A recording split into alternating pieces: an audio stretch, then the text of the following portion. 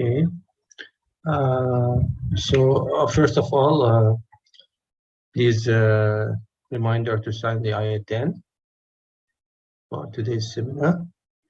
And then, if you are ready, you may start your presentation.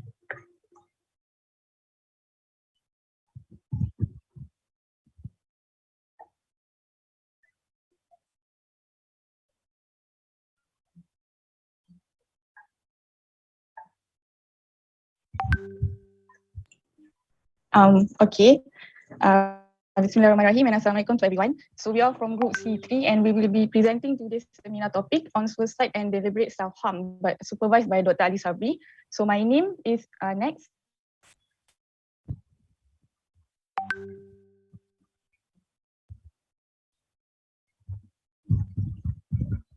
So my name is Sharafina and I'll be presenting about the introduction, epidemiology, as well as the etiologies for suicide.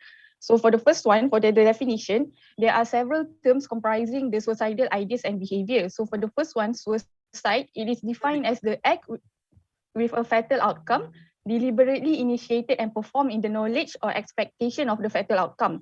And the word suicide comes from the Latin word self-murder, which represents the person's wish to die. The next one, suicide attempt, is a self-injurious behavior with a non-fatal outcome accompanied by evidence that the person intended to die in the first place. And for the deliberate self-harm, it is defined as the willful self-inflicting of painful, destructive, or injurious act without the intention to die. So next. So this is a summarized table for other various terms comprising the suicidal ideation and behavior taken from Kaplan textbook that you can review it after the seminar. Next. So for the epidemiology, suicide rates in the United States are the midpoint of the rates for industrialized countries. But accurate statistics about suicide are difficult to obtain because the information about the exact cause of the sudden death is not always available. So we must keep in mind that the official statistic might underestimate the true rates of suicide. And with that being said, there are over 35,000 deaths per year and approximately 100 deaths per day in the United States attributed to suicide. And it is estimated that there is a 25-to-1 ratio between suicide attempts and completed suicide. So next. In Malaysia, in view of the current lockdown and COVID situation, statistics were released by our Health Director General Dr. Nur Hisham Abdullah, and he noted that there is an increase in suicide cases in comparison with 2019 and also in 2020. And in the first 3 months of this year alone, there was an average of 4 suicide cases per day. And by state, Johor recorded the highest number of suicides in both 2019 and 2020. So next. Next, I'll be explaining about the etiologies of suicide. Next. So causes of suicide can be categorized into sociological, psychosocial, biological, as well as genetic factors. Next. So for the first one, according to the Durkheim theory, he divided suicides into 3 social categories, which are egoistic, altruistic, and anomic suicide. So for the first one, for the egoistic suicide, it is for those who are not strongly integrated into any social group. So the lack of family integration might explain why unmarried persons are more vulnerable to suicide than married ones, and also why couples with children are the best protected group. And also in rural communities, they have more social integration than urban areas, thus they have fewer suicide. And then for altruistic suicide, it is for those that are susceptible to suicide stemming from their excessive integration into a group, with suicide being the outgrowth of the integration. In a simpler words, it means that it is a sacrifice of one's life to save or benefit others for the good of the group or to preserve the tradition or honor of the society. And an example for this is when a Japanese soldier sacrificed his life in a battle. And lastly, for anomic suicide, it is when an integration into society is disturbed so that they cannot follow the customary norms of behavior. And this stems from sudden and unexpected changes in situation, and suicide has become a means for them to escape their reality. An example of this is when an individual suffers from extreme financial loss, so the disappointment and stress that the individual face might drive them towards committing suicide as a means to escape. So next. So according to a more recent studies, they have repeatedly demonstrated that areas with high unemployment, poverty, divorce, and social fragmentation have higher rates of suicide. And also another important social factor is media coverage, because suicide and attempted suicide increases after television programs and films depicting suicide. And this might be explained by the nature of the content of the media that might be influential to increase the imitative behavior of an individual. So next. The next factor is psychological factors. So first, for Freud's theory, he observed that only one patient made a suicide attempt, but he saw many depressed patients. And in his paper, Mourning and Melancholia, he stated that suicide represents the internalized aggression of an individual. He also doubted that there would be a suicide without an earlier repressed desire to kill someone else. Next. For Meninger's theory, he stated that suicide is an inverted homicide because of a patient's anger towards another person. And he included 3 components of hostility in suicide, which are the wish to kill, the wish to be killed, and also the wish to die. Next. And according to more recent theories, the contemporary suicidologists are not persuaded that only a specific psychodynamic structure is associated with suicide. They believe that much more can be learned about the psychodynamics of suicidal patients from their fantasies. And these fantasies are about what would happen and what are the consequences that would be if they commit suicide. And among the fantasies are like listed in the slide: wishes for revenge, power, control, or punishment, atonement, sacrifice, or restitution, escape or sleep, rescue, rebirth, reunion with the dead, or a new life. And individuals that are most likely to act out these suicidal fantasies may have either lost a loved object, receive a narcissistic injury, may experience overwhelming effects like rage and guilt, or may identify with a suicide victim. So next. Okay, for biological factors, family history of suicide actually increases the risk to at least 2-fold, and genetic factors account for 45% of the variance in suicidal behavior. It is also theorized that a diminished central serotonin plays a role in the suicidal behavior. So a study was done in Karolinska Institute in Sweden. They found that suicidal behavior has been linked to a decreased activity of the brain serotonin pathway. And also the markers of the serotonin function are lowered in suicide victims. However, the reliable association with serotonin-related and other genes have not yet emerged. So next. Okay, lastly, for the genetic factors, the strongest evidence for involvement of genetic factors come from twin studies and also adoption studies. For the twin studies, in 1991, they investigated 176 twin pairs, and they found that monozygotic twin pairs have a significantly higher concordance for both suicide and also attempted suicide. So they might suggest that genetic factors may play a role in suicidal behavior.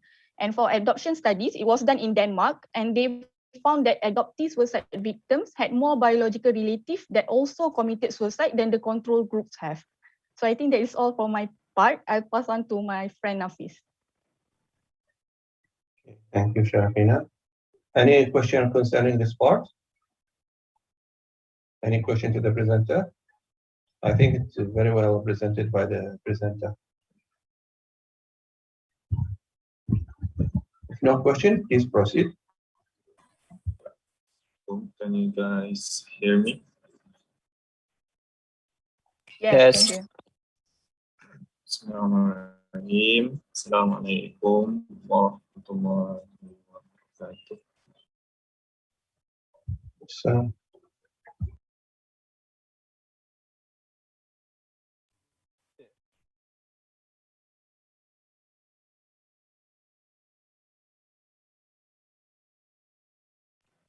Nafis, you are in mute.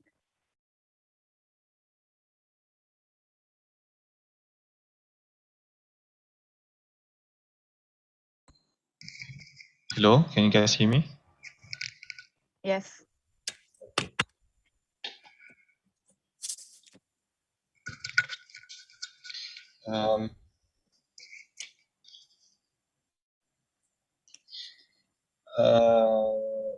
Assalamualaikum and a very good morning to everyone. It's a great pleasure for me to have you all here, and my name is Nafis, matric number 1714233, and today I will be sharing to all of you about an important topic, which is assessment of suicidal risk. Generally speaking, completed suicide is an unfortunately common outcome in many psychiatric conditions, and assessment to suicide is undoubtedly an important step to eliminate such consequences. Thoughts of self-harm occur commonly and should always be inquired about. Many patients with mental illness of any severity will have had such thoughts at some stage, and it should be emphasized that asking about the self-harm doesn't put the idea inside the patient's head, and patients may welcome the chance to discuss such worrying thoughts. Mind you that the assessment can be challenging, one, as the individuals might not acknowledge the severity of the intent and they have and really depends on the individuals and the time period. And the assessment is, however, not static and depends on institution on how they are quantify such events. Therefore, don't worry about it. We are here not to judge the patients about the problems. Rather, we are here to be with patients during their tough time and fully manage to avoid the bad outcomes, inshallah. Before we assess the patient, we actually can have a glimpse about what the patient is going through and can have ideas about where the patient is right now. Is it severe one or is it mild? What other interventions should be done and so on. Why I say this because there are many risk factors associated with high suicidal risks.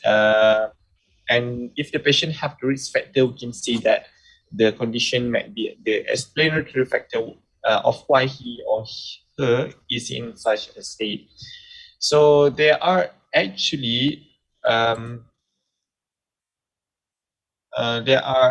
lot of factors included, and I included 10 to be specific. And the first one is will be gender. So according to Global Burden of Disease statistic in 2017, suicide rates in men are just over twice as high as for women, and the peak age of suicide is much lower in men.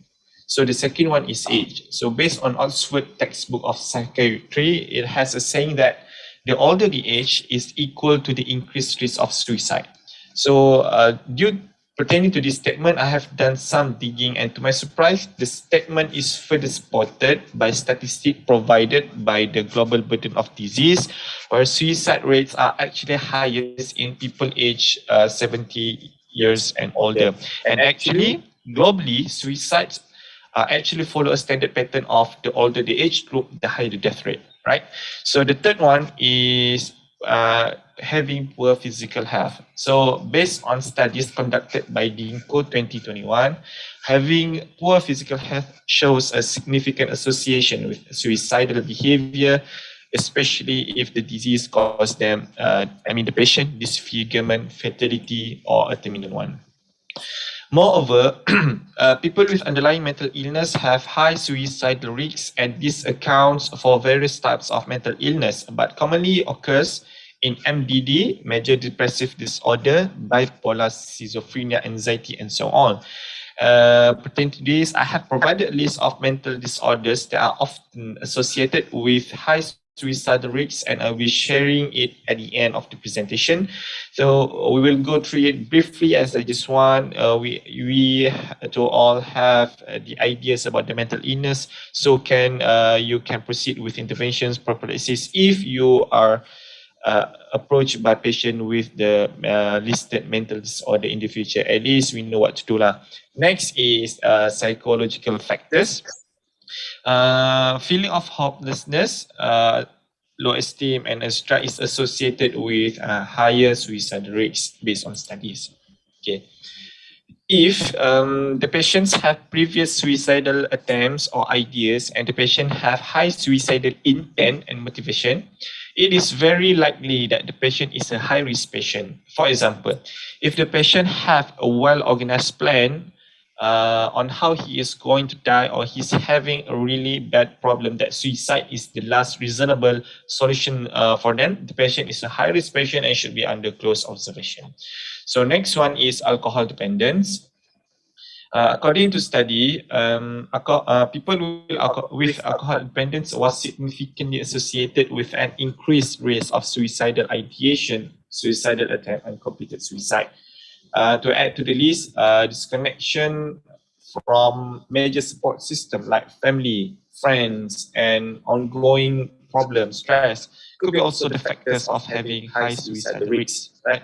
Therefore, it is very important to know the risk factors so that adequate intervention can be done early to minimize the damage or to avoid the bad consequence, which is fatality lah. Right, the next one, we're going to talk about the difference between suicide intent and suicide attempt.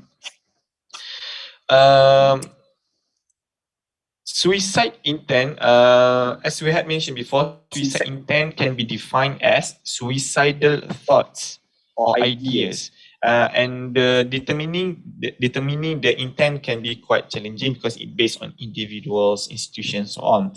Therefore, in recent studies, the researchers had put some operational definitions to properly assess the severity, frequency, and the likelihood of the intent before being followed by a suicidal action. And to note that there are many forms of questionnaires for assessment developed by the researchers pertaining to this problem, and we are going to discuss about it later. But remember, the aim of the assessment is not to trap the patient into an unwanted disclosure, but to assess the severity, but rather the assessment is used to assess the severity of the suicidal intent and hence the upcoming rates of completed suicide.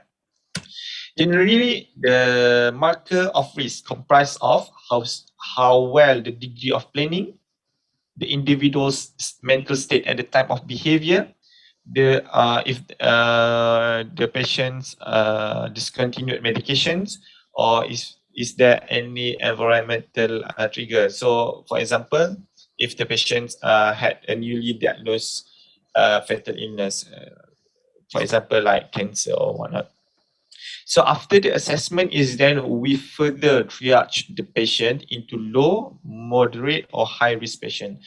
Therefore, for suicidal intent, you can ask there are several questions relevant to assess the suicidal intent. The first one is you can ask do you have the thought of ending your life? Right? If yes, you have to inquire about the frequency of these thoughts. Are they coming rapidly, prolonged, and are the thoughts becoming more common, right? And then you should ask about when do you have these thoughts, how often do you think that the situation, your situation is hopeless? Do you plan of taking your life? Have you had similar thoughts before? So have you ever attempted to harm yourself before? This is to assess the severity of the suicidal intent. On the other hand, suicide attempt can be defined as self-initiated sequence of behaviors by an individual who are at the time of initiation expected that the actions will lead to his or her own death. So this is to be differentiated between suicidal intent. It should be differentiated between deliberate self-harm, because if you want to classify patient with suicidal attempt, the criteria must not meet the criteria of non-suicidal self-injury, which will be further explained by our groupmate after this. Right? And then mind you that the suicide attempt, the actions that the patient take might or might not lead to injury or serious medical consequences, and this all depends on several factors. So several factors will influence the aftermath of a suicide attempt, including poor planning, meaning that if the patient have poor planning on how they are going to do the suicide, there are higher risks that the patient will die, right? So the second one is lack of knowledge about the lethality of the method chosen. So the best example that I can offer to you guys is that let's say that the patient know that by ingesting poison, means paraquat, will kill you, but the patient doesn't know how many grams or how much did he had to ingest to kill himself. So what can happen is that if the patient have a lack of knowledge regarding that, so maybe he doesn't kill himself rather than he put himself into serious condition, tapi but the patient doesn't die, right? So this one can actually become a factor of that will influence the damage of a suicide attempt.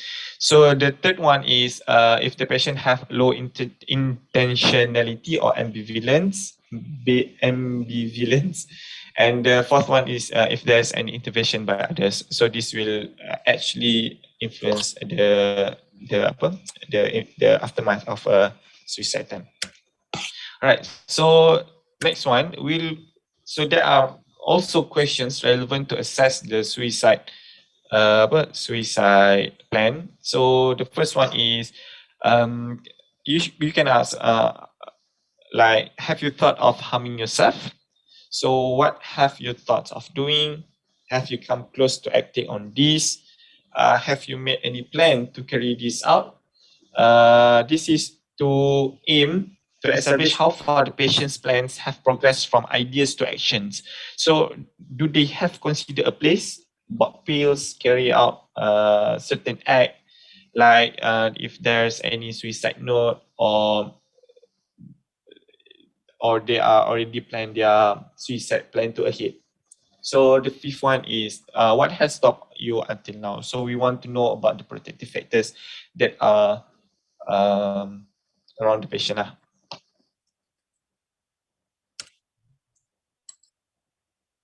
Right. So there are several, like I said, there are several rules that are used for assessment of suicidal risks. We will go through briefly about the assessment tools used for assessment of suicidal risks. So there are many tools available worldwide, and today I will be sharing, I think, two. The first one is SAD person scale.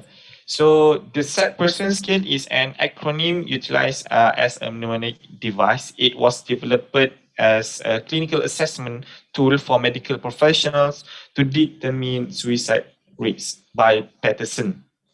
So the adapted SAD person scale was developed by Gerald for use with children in 1996.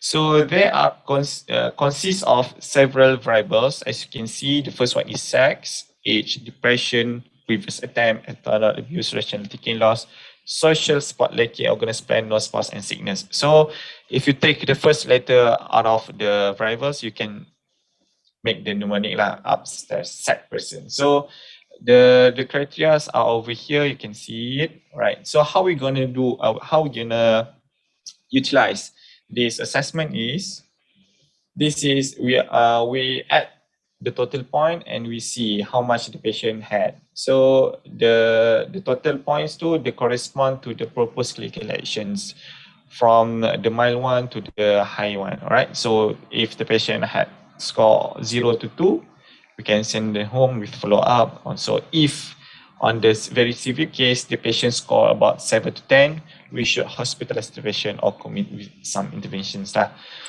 So the next scale that I want to share to all of you is what was called the Beck Suicidal Intent Scale. So Beck Suicidal Intent Scale it was developed by Aaron T. Beck and his colleagues at the University of Pennsylvania for use with patients who attempt suicide but survive. So this suicidal intent suicide.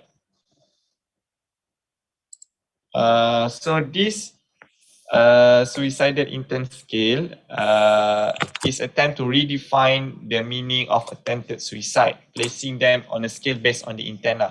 So a lot of variables were taken into consideration to assess the suicidal intent.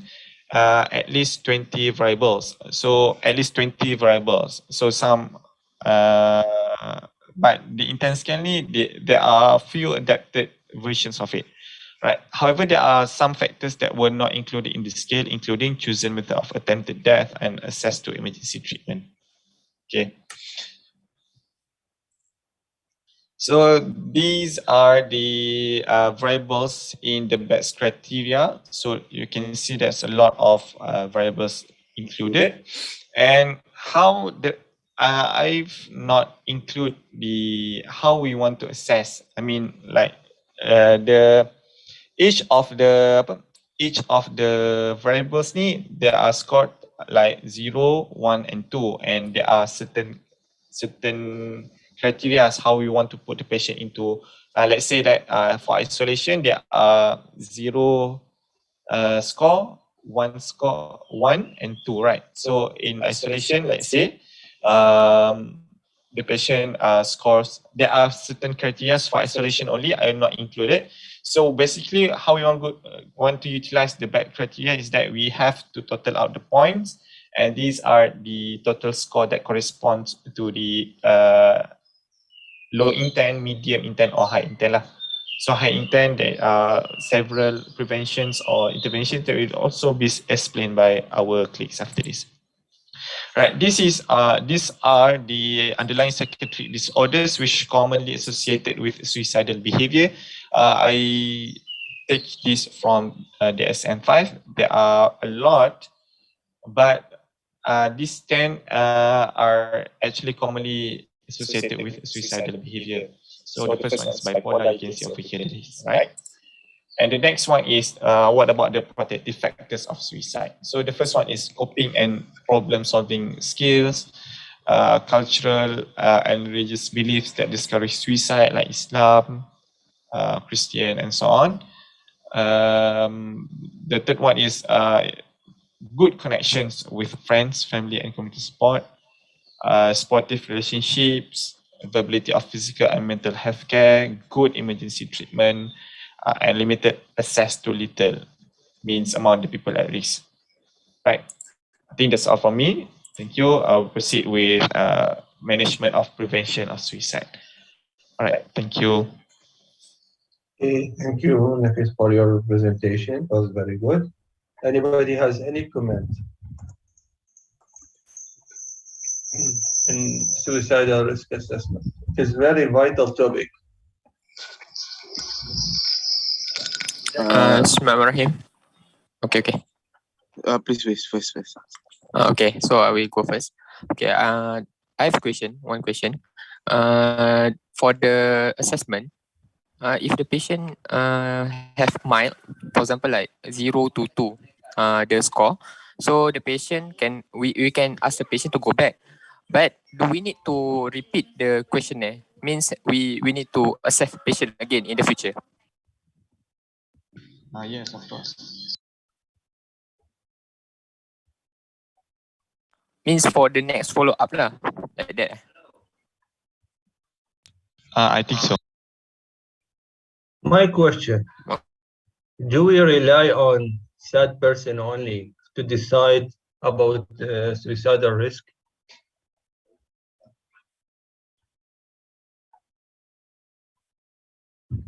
I know it is very helpful tool and we are using it in clinical practice, but are we using it enough to decide this is a high risk, then the only way for intervention? Or there are some other way we need to take in our consideration?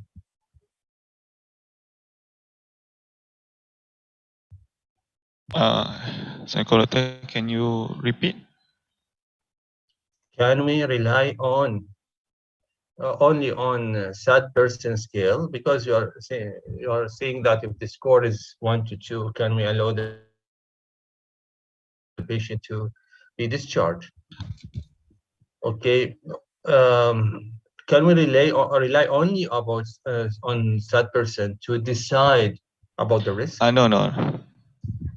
We cannot rely on that person only, because if the patient have previous suicide attempt, so we can regard it as the patient is in high risk and should be observed closely lah. So the sad person ni, from what I understand, is used to only quantify or to only to guide the clinicians about the suicide intent.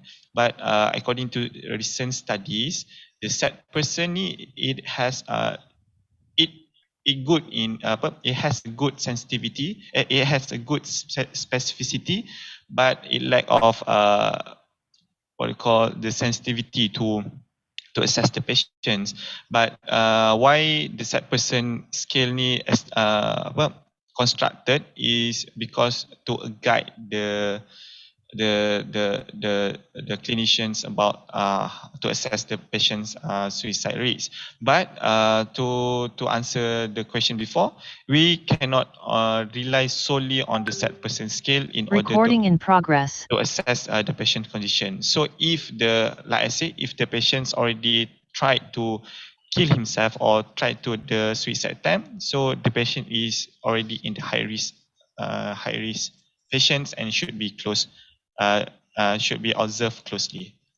I think that's all from me. Okay, meaning that because of SAT person has false positive and false negative, that's why we cannot rely on only about the SAT person to decide.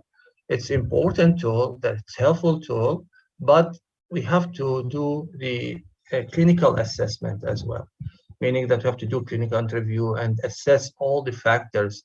You know, we have to assess the potential risk factors. We have to assess the in addition with the suicidal assessment tool, and then we need to look for the protective factors, and then we have to go for fully inquire about suicidal inquiry, including the ideation, the intent, lethality, degree of ambivalence, intensity, and the plan and previous suicidal attempt. For example, in SAT person, you know that if we like take one example about false positive and false negative, let us say we have elderly patient, like not elderly, for example, 50 years old, female, or 50 years old male, okay, with history of diabetes, and divorced, okay, and let us say divorce, and how many now? How many points now? You can see. So 50 is about the age is 1 point, right? Gender 1 point. Having chronic illness like diabetes 1 point. Yes. Okay, unemployed 1 point. Divorced, unemployed and divorced. So you can see 5 points compared with someone like, for example, having the female age maybe 35, but having depression and previous suicidal attempt. So it differs. You can see that maybe the second person, which is the female, having maybe higher suicidal. That's why we have to inquire. Okay, so again, it's helpful tool, but we have to look for the also for the potential factors, which is very important, as mentioned by the presenter.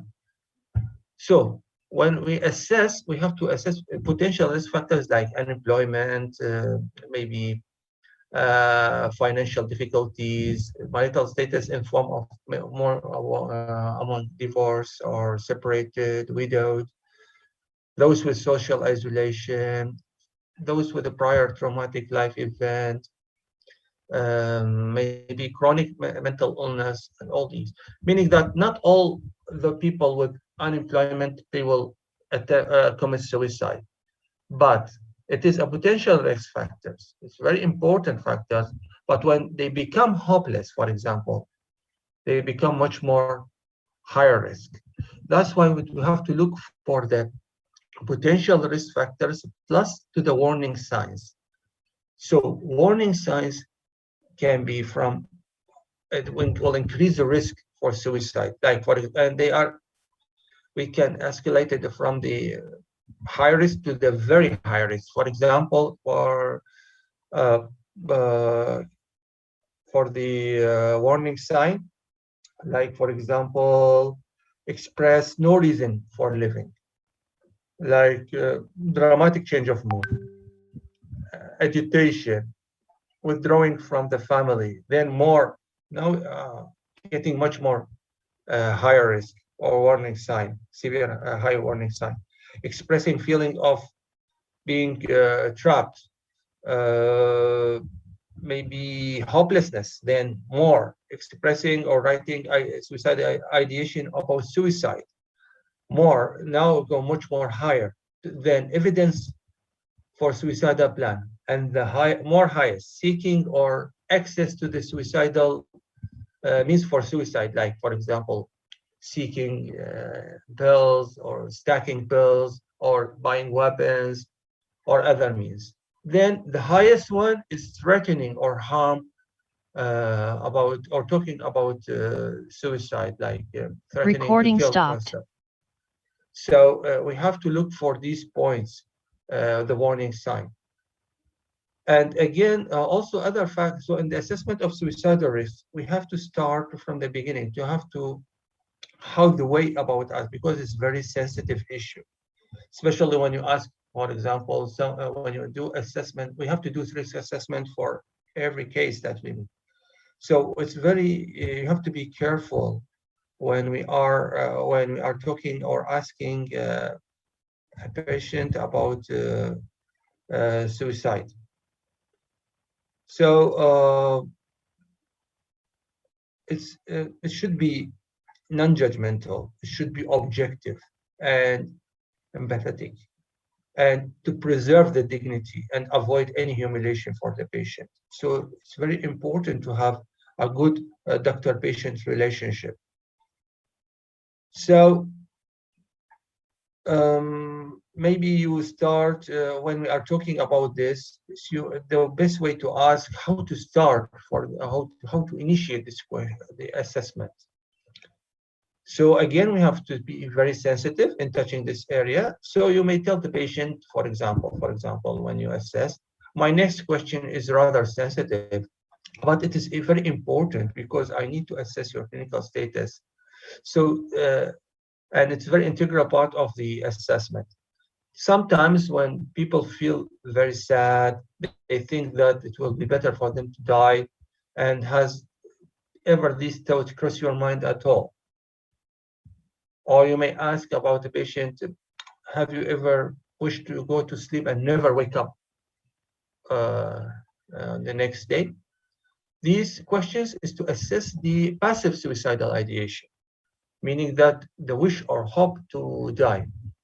Then if the patient say yes, then you go for the furtherly to ask about active suicidal thoughts.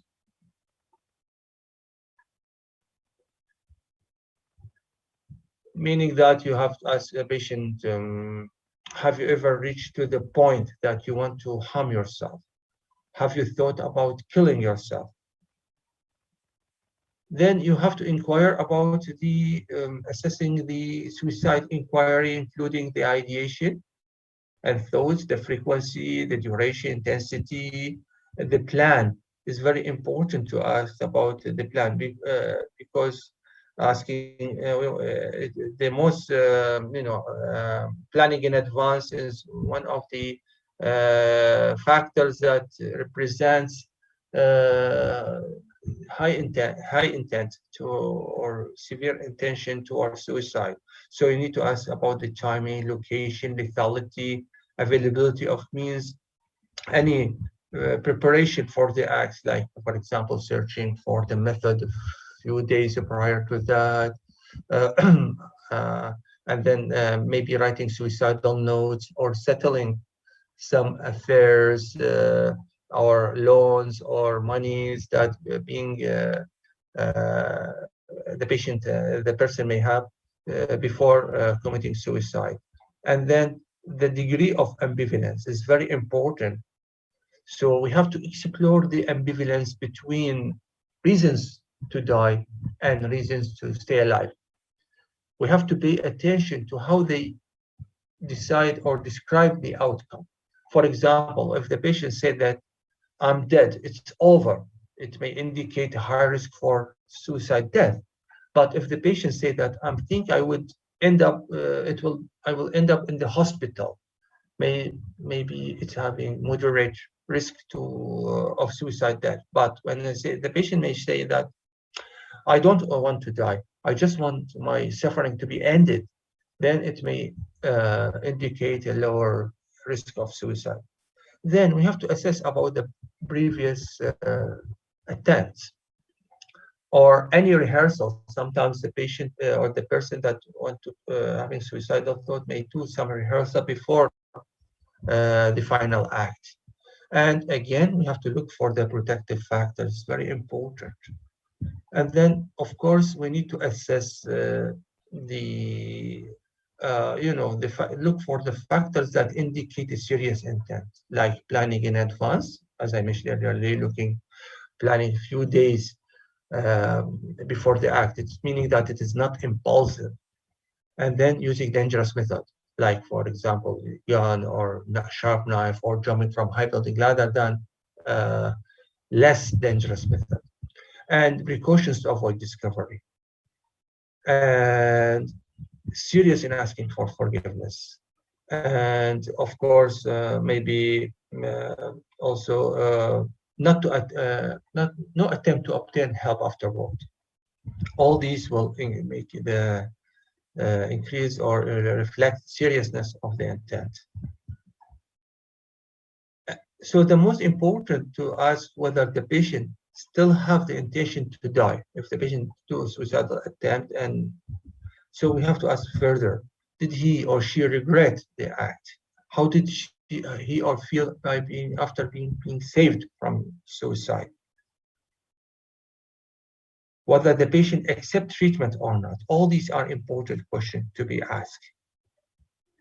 And what are the current triggers or psychosocial factors or stressors? Because the presence of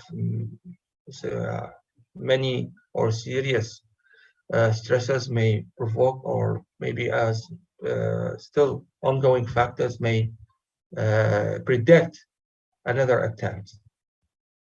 Like, for example, serious debts, having maybe recent unemployment or losing their jobs, or having serious physical illness like cancer or severe renal disease maybe. And of course, the previous suicidal attempt, we have to look for it in details. How often, I think, well presented by the presenters, but the method also need to be assessed, and the intention at that time, whether the patient wanted to die or just to overcome stress. At that time, he was or she was under severe stress. And of course, we have to look for any underlying psychiatric disorders, like, for example, schizophrenia. Schizophrenia, the rate of suicide among schizophrenic patients is around 10%. So it's high.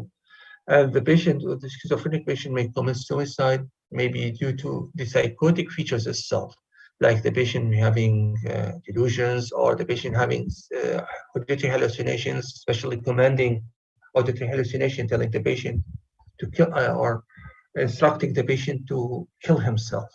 Or when the patient having started to gain some insight and then during the residual phase and realizing and starting to realize the impact of illness on his life. We know that schizophrenia causing severe impairment in the social occupational function, so it may result in post-psychotic post-schizophrenic depression associated with high suicidal risk.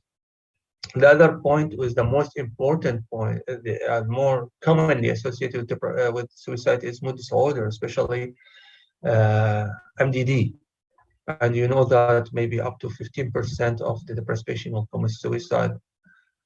But many of the patients with depression have suicidal ideation. That's why we have to do full assessment of suicidal risk. Other substance use disorders, especially alcoholism, and other anxiety disorder also, like especially panic disorder, may increase risk for predisposed towards suicide. And then it's very important to assess the patient's potential to harm other people in addition to himself or herself. For example, a depressed mother may decide in the future that is very miserable for her children, and then plan to kill herself and to kill them before killing herself. So now it's having homicidal plus suicidal. So we have to take this one seriously. Also, those, for example, psychotic patient may have paranoid ideation. They think that other people they are responsible for their suffering, so they commit because they have a persecutory delusion, so they may become homicidal and then before killing themselves. So we have to take this one seriously. And assessing of protective factors is very important because these are the factors that may reduce the risk of suicide. And then we have, after that, we have to look for these risk factors. Some of them are amenable for intervention, some of them are not modifiable. Among the non-modifiable risk factors like previous episodes of depression, past history of suicide attempt, gender, male gender, older age, previous hospitalization, family history of suicide. But other modifiable factors can be unemployment, taking drugs, hopelessness, access to lethal means for suicide, physical illness, all these can be treatable. Social isolation also can be treatable. Poor social support also can be, meaning that can do intervention for this. So also previous self-harm behavior may increase the risk for suicidal attempt. That's why you have to assess about previous any suicidal behavior or even what we call it the deliberate self-harm, because it will increase the risk. So again, overall, among the tools, helpful tools that assess suicide, sad person, yes, can be very helpful. And also, as mentioned by the presenter, Beck suicide intent scale. Also, Linehan risk assessment and management tool is very helpful. So there are many tools can be used for the assessment. So again, to summarize, we have to, in order to assess suicidal risk level, we have to assess the potential risk factors with the help of the suicidal risk assessment tools. Then we have to assess the protective factors, and then we have to have full suicide inquiry for the ideation, intent, lethality, and the degree of ambivalence and previous suicidal attempt. Then we decide if high, then hospital admission is a must and very highly indicated. If moderate, we have to consider, but we have to look hospitalization. We have to have look for the other factors, whether you have good family support, good social support.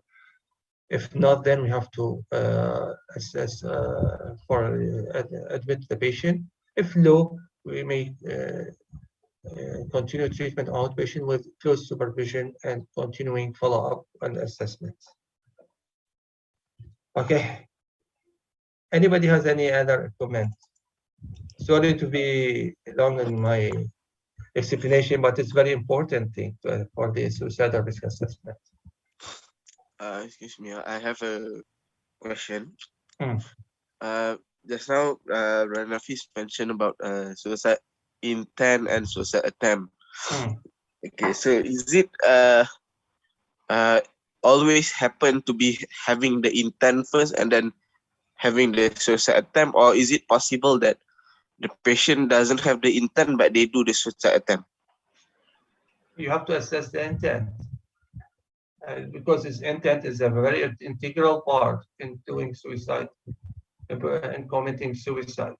But the seriousness of intent varies. The more serious one, the more ending in suicide. So you have to. But in deliberate, the intention varies between suicide and deliberate self-harm. In deliberate self-harm, they don't have intention to die, just to relieve tension, stress, or a way of coping.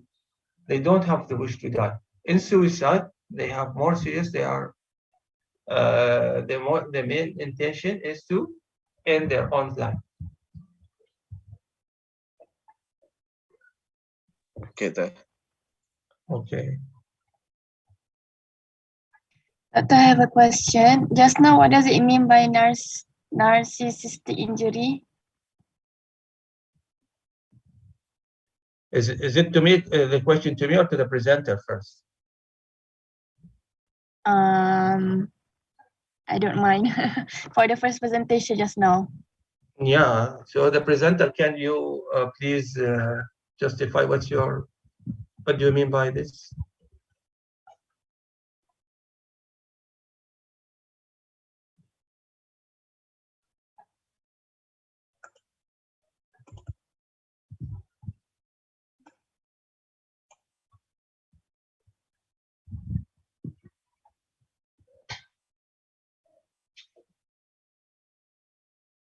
Hello?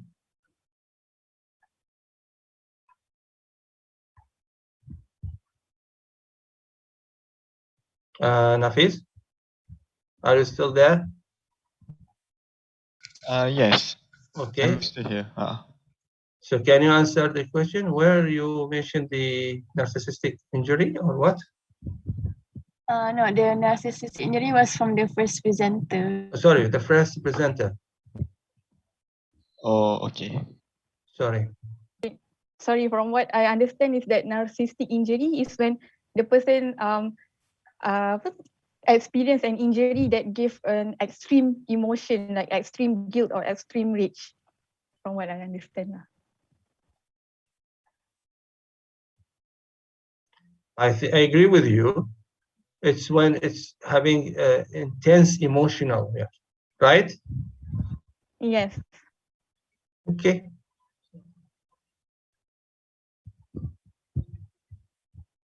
So the feeling of intense emotion. Can you show us the slides, please?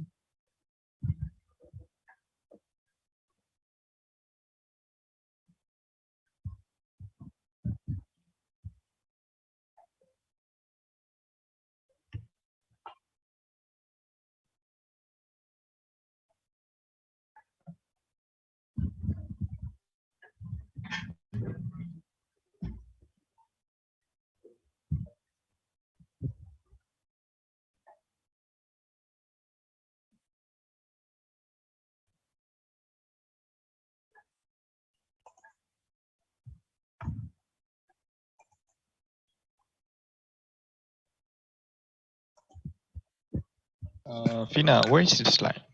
Which slides? Sorry ya, sekejap.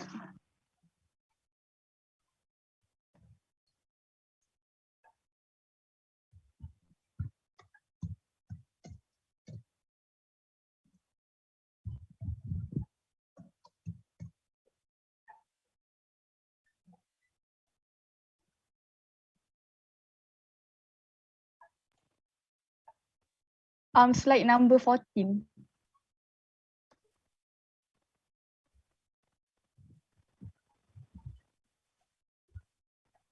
In the psychological factors.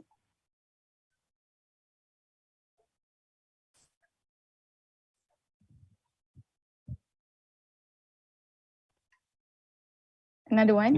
My understanding it's when it's associated when intense emotion is there, when they think that the person feels that his or her self-esteem are threatened. So Nafis, the slide before this one.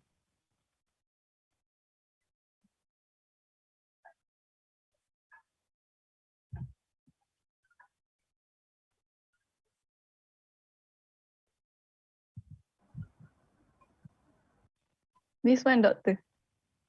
The last sentence.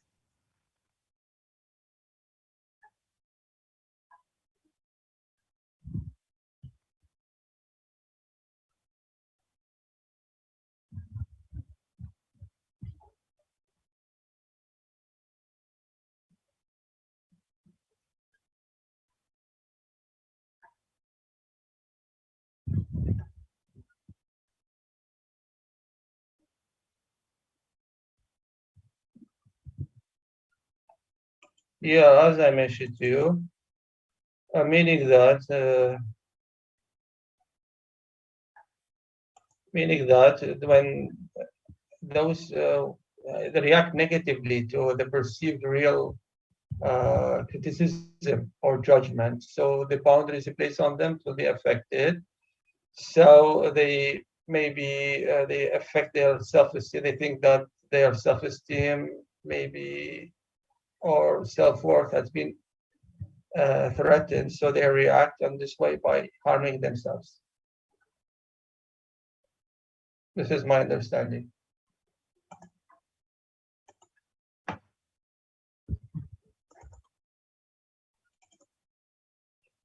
Is that clear for you? So that means the person feel like she is attacked, Attack? like It's very yeah. clear. That's why I am telling you that it's react negatively and to perceive that to the judgment or criticism by others. So their boundaries being affected. So they are very sensitive to injury or defeat.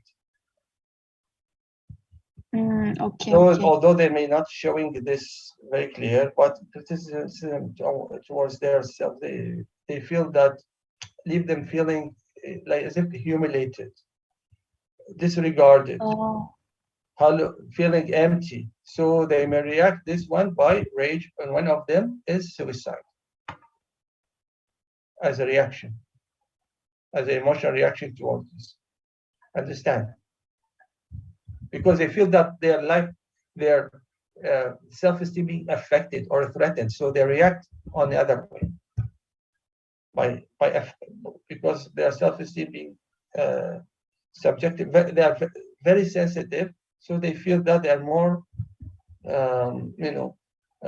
they will be criticized, so they react in rage or what we call it, rage attack. One of them is can be suicide. okay. Understand now. Oh, All right, thank you, doctor. welcome. Any other comment or any other question? So now you know about assessment of suicidal risk.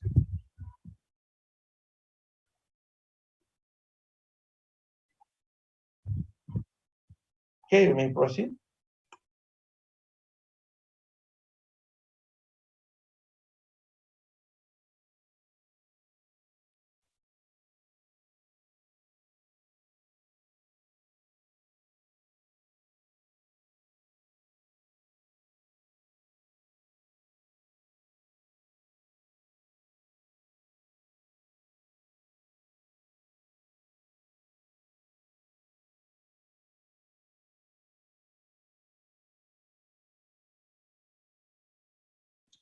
Okay, thank you very much. Assalamualaikum warahmatullahi wabarakatuh.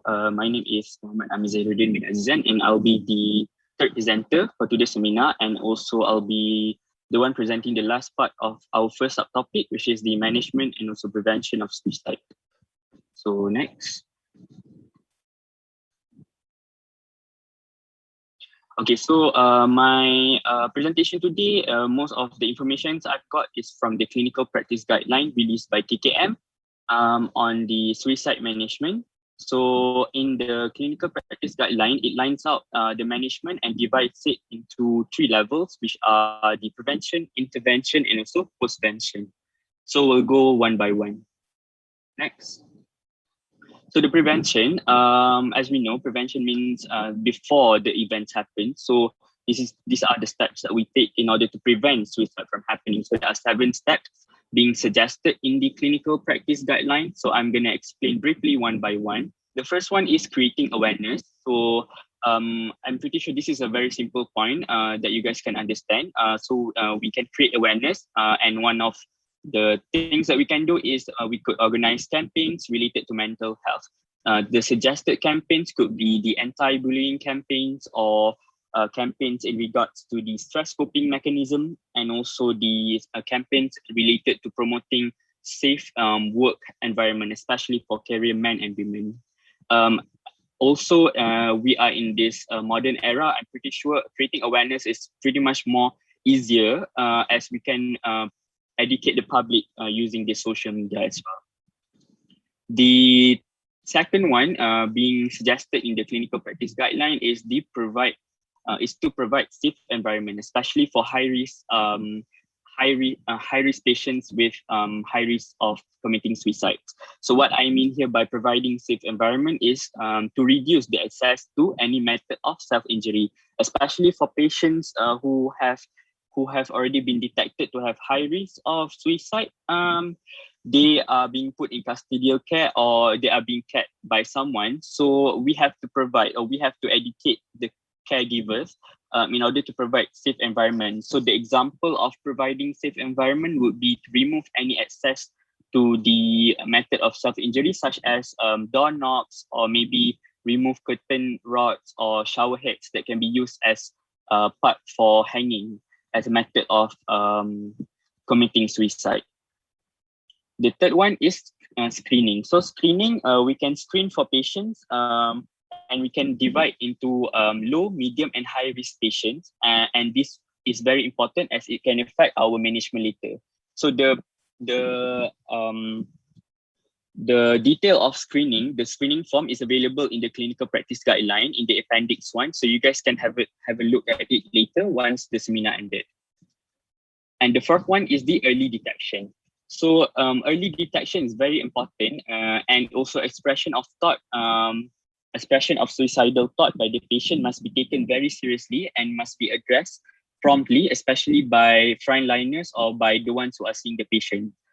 Okay, so and also we as doctors, especially when we attend to these patients later on, we are supposed to acknowledge and recognize several warning signs or red flags that can trigger us thinking, oh yes, the patient might have suicidal thoughts. So what are the red flags? I'm gonna say it here. The red flags are such the patient's expressing the thought that he or she can't take it anymore and there's no point of leaving.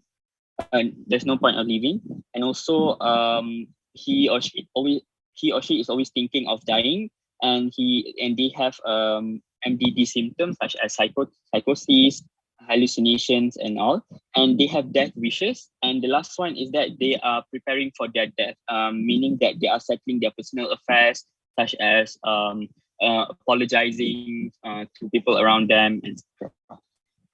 The fifth one is risk assessment, but however, my friends have already explained just now in previous presentations, so I'm not going to go into it again. It's just the same thing. We have to assess patient based on their suicidal intent, attempt, and also protective factors. The sixth one is the providing patients with psychological first aid. So what I mean here by psychological first aid is to ensure patients have a safe environment and also to provide support for the patient. And the very most important thing in our setting as doctor and also patient is building rapport, as good rapport can establish trust and can affect our management later on. And the last one is triaging patients with suicide risk. Next.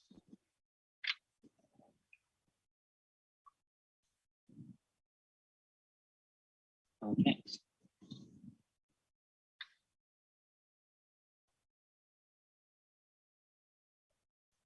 Okay, so what I mean here by triaging is to determine the risk of suicide among individuals. So why we do triaging is that because we would like to classify the patients based on low, moderate, or high risk patients, as these three are different in terms of management. As when the patient is being triaged into low risk section, so we can refer the patient first to trained counselors for further management. However, if the patient is being put under the section of moderate or high risk patients, we need to promptly refer patient to any psychiatric services, to nearest clinics or hospitals for further intervention. And if patient present with suicidal plans and attempts, we also need to assess patients for their current plan, for patient's previous behavior, and also resources for the patient. Next.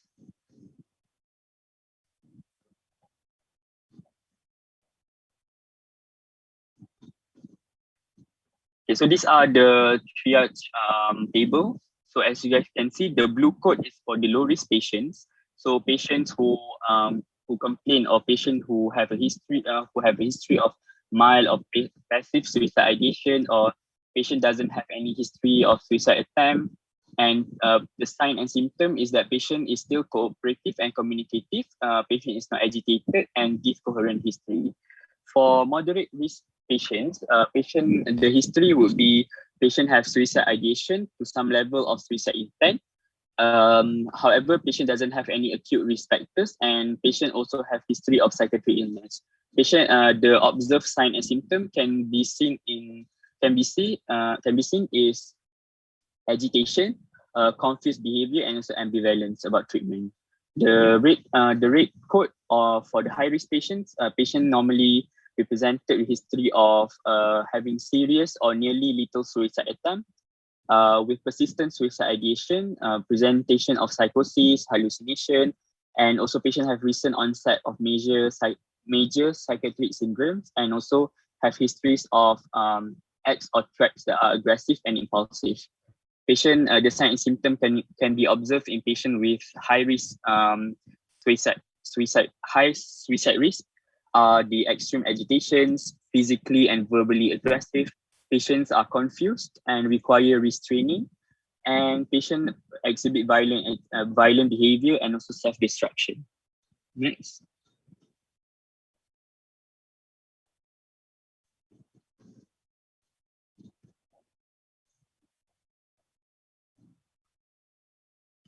Okay, so that's all for the prevention side. So we go to the second stage, which is intervention. So under intervention, we have three major steps that we can take under intervention. The first one is the establishment of the Suicide Acute Response Team, or SART. So the objective of this team is to organize the approach in immediate acute management of suicide attempt, especially being mentioned in the CPG is especially focused in government institutions. When do we need to activate the team is when there is an incident occurring and detected by the staff. So the staff needs to notify the acute response team immediately. The SART members includes the first one being led by the team commander, and under the team commander we have logistic officer, communication officer, security officer, emergency counselor, and also emergency first responder. Next.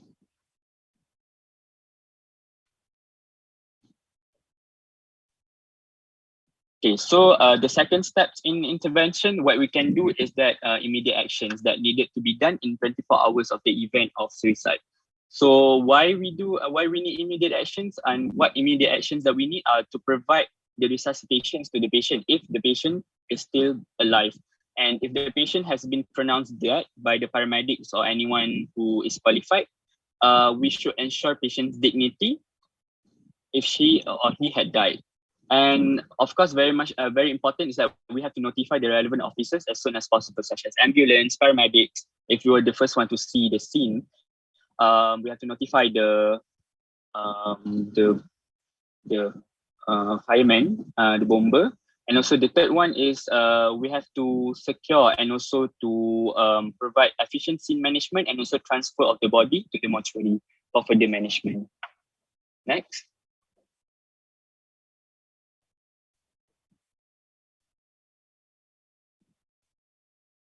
Okay, so these are the last steps for the intervention. So the implementation of the care plan. So these are the step-by-step approach on how we can approach when we are the first one to see or when we encounter any suicide scene. So the first one is upon witnessing any suicide event, the staff or anyone should remain calm. That is the first thing that we can do, and locate where the patient is. And very important is to identify the patient using IC or anything else, any identification that we can use. And the third one is that we have to find the contact numbers and inform his or her next kin. The second one, if the person is still carrying out attempt, we have to do immediate medical management. Let's say if the patient is still alive, we have to provide CPR and also initiate appropriate management or resuscitation. And if patient had died, we have to cover the patients with large plastic sheets and prevent from being viewed by other people around. Next.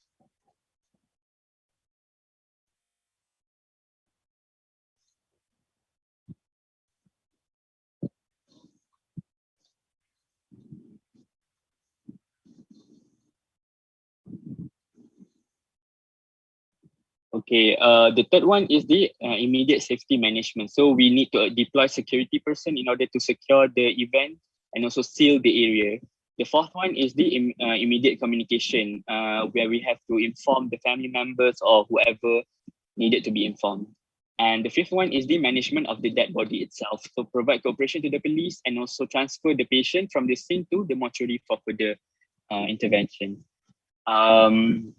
And then the last ones are just mostly it. Okay, so next.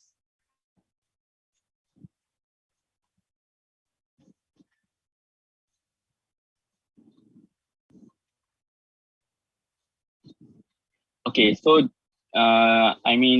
those three are the only steps being mentioned in the CPG for the intervention stages. So the last one is postvention.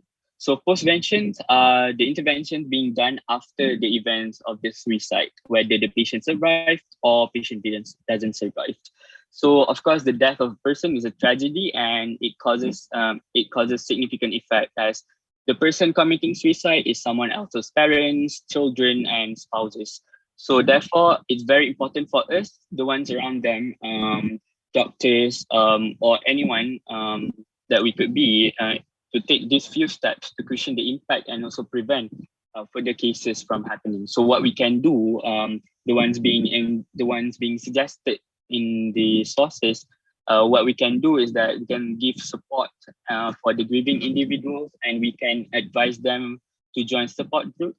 And also the second one is we can provide them with psychological first aid, especially to high-risk survivors, the ones who survive the suicide attempt. The psychological first aid, I've already mentioned in the prevention stages. The third one is we can provide, or we can advise to the family members to provide the patients with appropriate memorial activities depending on their religious belief. And the last one is very important, is to reinforce back the prevention strategies. So that's all from me. Thank you. Assalamualaikum. Thank you, Amir, for your good presentation. Any question to the presenter?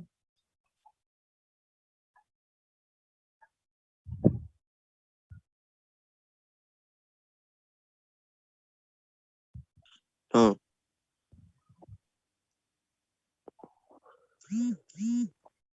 Okay, so what is the steps? Like, you are the, let us say, the medical officer, and then you've been called for someone just being saved from suicide, or any patient with having suicidal ideation. So what is your next step? Meaning those who are having suicidal ideas or suicidal attempts. So what is your management plan?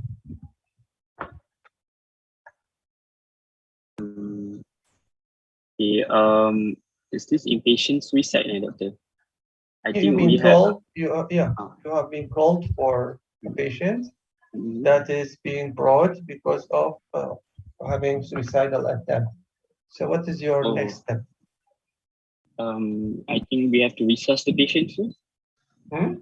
We have to resusc the patient first. Meaning that you have to stabilize the patient medically, right? Stabilize the patient first. Yeah. Okay. The first step to stabilize medically. Okay, and Next. then immediate communications. We contact anyone that can be contacted, their parents or good. So to gather further information. Yes. What else? And also we can ensure the privacy of the patients, not to be exposed much. And then we can initiate police investigation, like call the police. Okay, what else? Um, What's the important initial steps? Don't you want to do the risk assessment, suicidal risk assessment? Yes, we assess the risk first. Okay, if the risk is high, meaning that you do all the assessment, the potential factors, warning signs. Patient have serious method, still willing to die, serious intent. So what is your next intervention?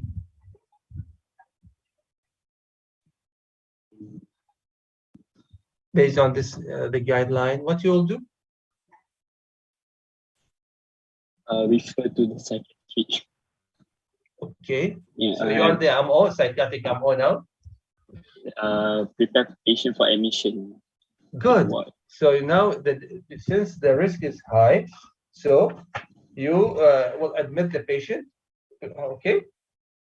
So you need to admit the patient. Then, what's your instruction as well when you admit the patient?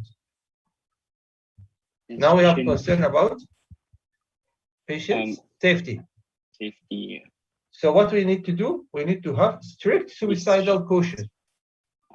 This may include, for example, steps like you have to put the patient's bed near the observation counter, for example. Remove any sharp objects or anything can be used for suicide or a means for suicide. You have to do very close observation. That means that you need to observe, meaning that the patient's movement, behavior, without affecting the dignity and affecting the privacy of the patient. You have to make sure about the make sure that the patient is taking the medication, and of course you have to develop a very good doctor-patient improve your doctor-patient relationship, initiate rapport with the patient with atmosphere of trust.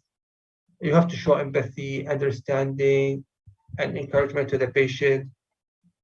And then you have to investigate for the psychosocial problems. You have to assess the seriousness of suicidal attempt. You have to determine if there is any underlying psychiatric problem, like for example MDD, and then you treat the underlying condition. Of course, like MDD, you have to give antidepressant.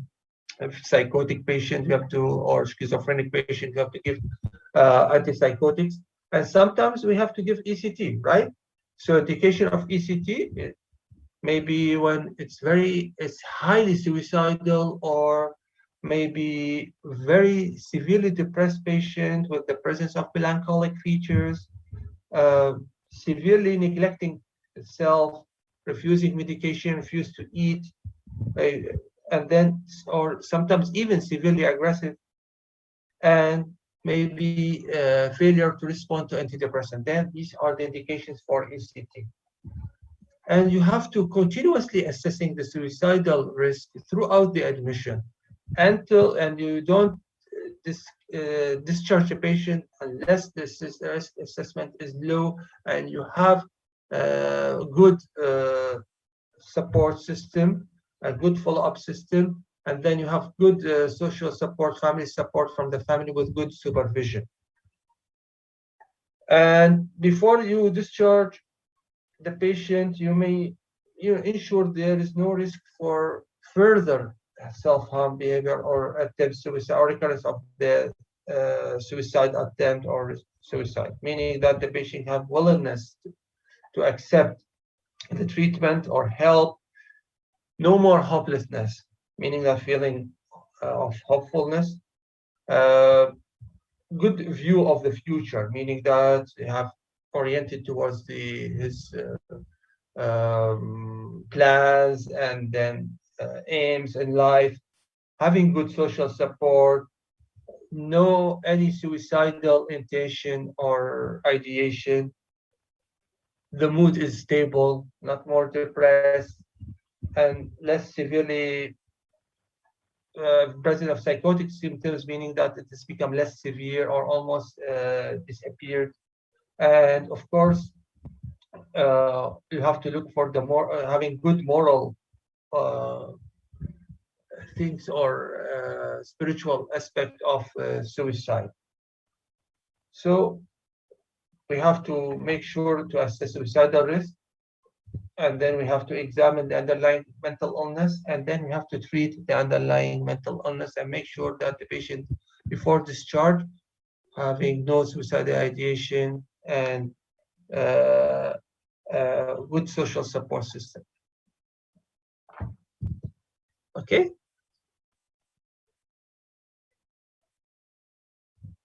Anybody has any comment or question towards the management and prevention?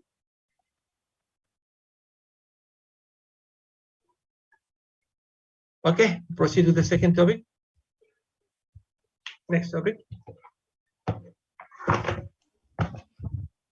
Assalamualaikum warahmatullahi wabarakatuh. Our second topic for today presentation is on deliberate self-harm. Will be presented by me and other two presenters. My name is Nur Fatihah binti Abdul Rahman, 1714106. Next. This is the outline for deliberate self-harm. I will be presenting on epidemiology, etiology, and also the methods of deliberate self-harm. Next.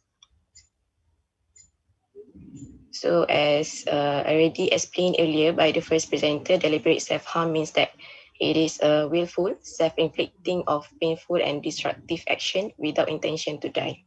So what is the epidemiology of self-harm? Where in the textbook, it mentioned that in 1960, there is a substantial increase of self-harm in the Western countries. And the current estimate in UK was about 4 per 1,000 per year. And based on other study done in 2012 in European countries, it estimated that the average lifetime prevalence was about 18% and the 12-month prevalence was about 12%. Next. So what about the epidemiology in Malaysia? By a study by Masiran et al. That it is a descriptive study taken from the Ministry of Health hospital discharge record, where in 2011, the rate of self-harm was about 17 per 100,000 population. The highest rate was recorded in Johor with the rate of 85 per 100,000 population. And the lowest was in the two northern states, in Kelantan and Terengganu, with the rates of 1.2 and 3.0 per 100,000 population respectively. Next.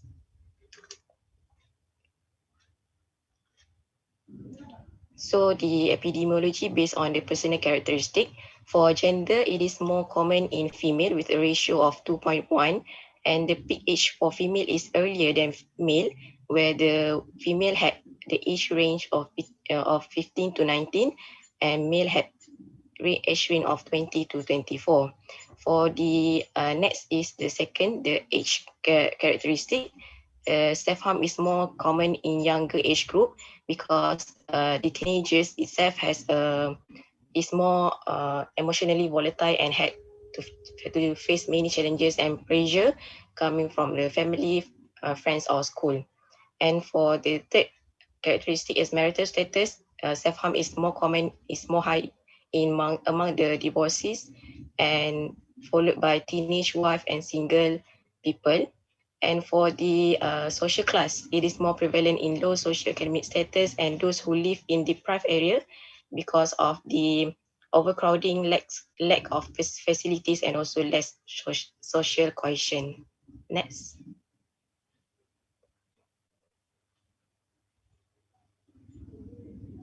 So this is a diagram to represent the rate of self-harm by gender for different age groups. So you can see the peak age is at 15 to 19 age, and it is predominated by female. And as the age rise, the rate start to decline. Next. So is there any effect of the current pandemic COVID-19 to the self-harm that is presented to the emergency room? So based on this study done in UK, it is said that there was significant increase in the total number of self-harm presentation in 2020 compared to before the emergence of COVID-19. So this is an issue that we need to cater so that there won't be any unwanted further event. Next.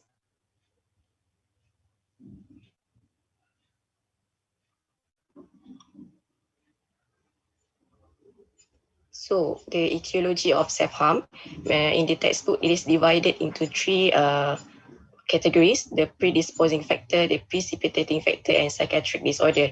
So for the predisposing factor, first is the familial and developmental factors, such as it is found that those who had history of early parental loss or childhood neglect or abuse it is more prone to self-harm.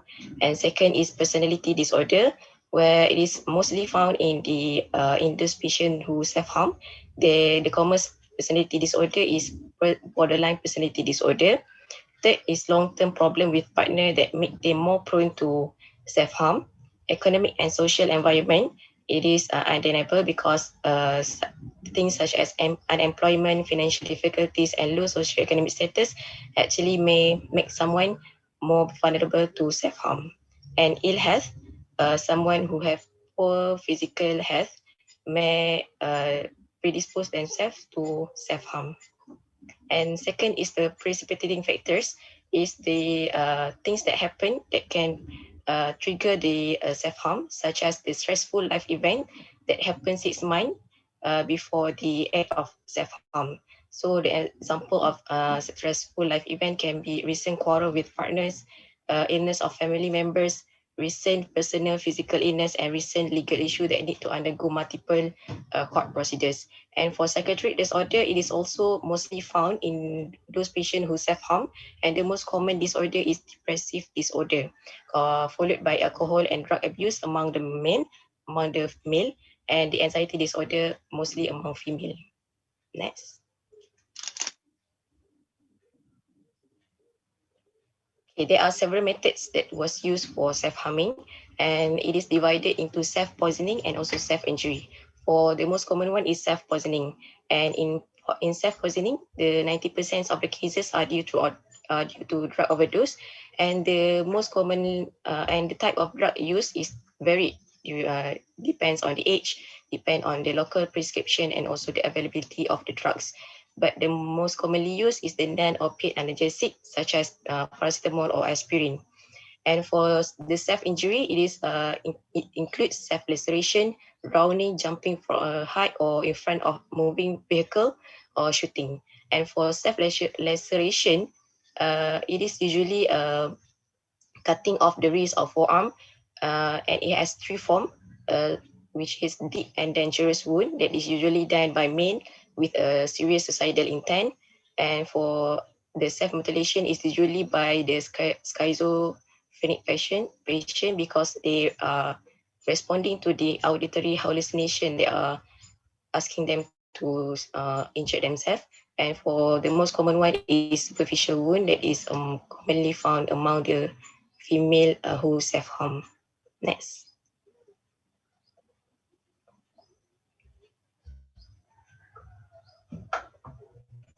And this is a table that show the methods of self-harm by ICD-10 classification. It is divided into intentional self-poisoning and intentional self-harm by non-poisoning.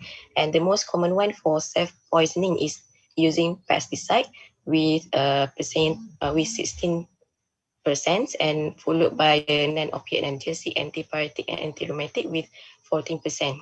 And for the non-poisoning method, the most common one is using sharp object with percentage of 13%.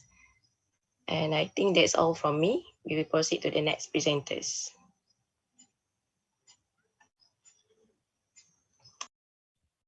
Okay, thank you, Fatima.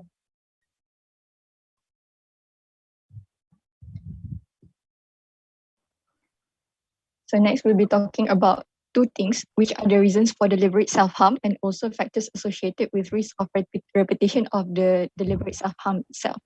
So my name is Nadira binti Muhammad Yusuf, the fifth presenter for today. Next slide.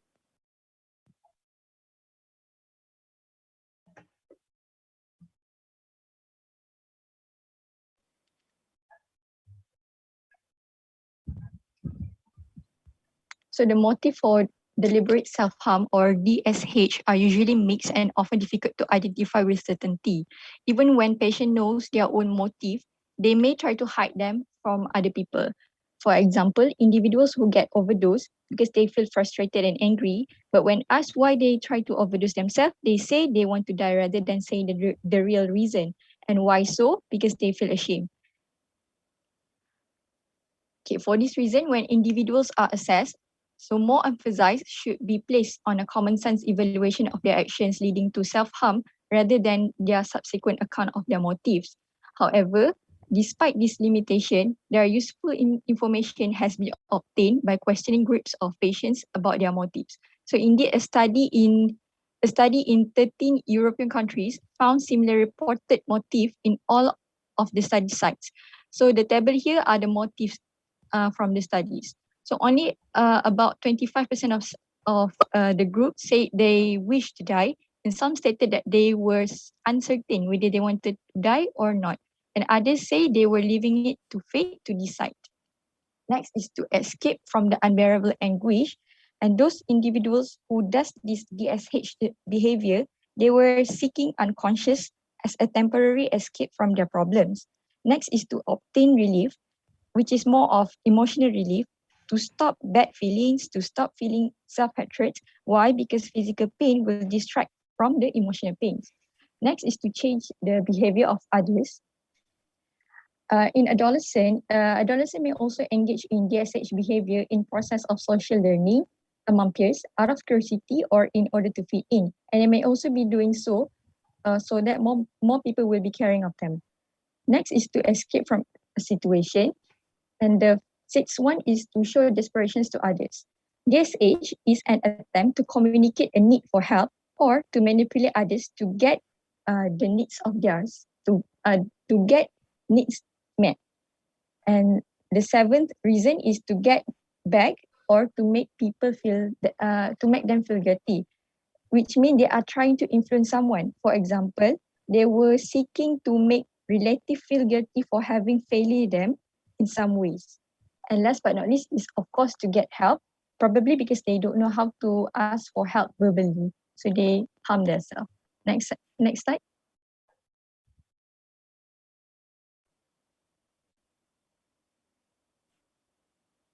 Okay, so I'll be talking about factors associated with risk of repetition of DSH. Next slide.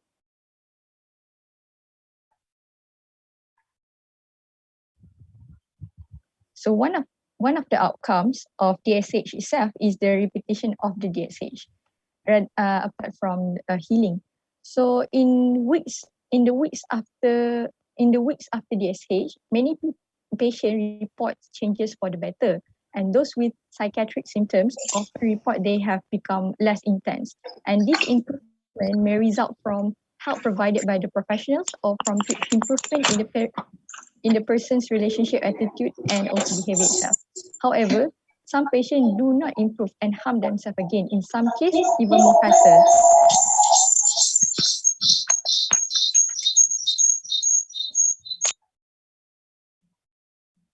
So the factors associated with repetition of the DSH are listed in the table. First is previous attempt, and second is personality disorder such as perfectionistic personality traits or borderline personality disorder, alcohol or drug abuse, or in another word, substance dependent, previous psychiatric treatment, unemployment, lower social class, criminal record, history of violence, age 25 to 54 years. It is said that younger adults are more likely to repeat non-fatal self-harm, while adult age over 45 years are more likely to die by suicide, especially if the previous self-harm involved a violent method.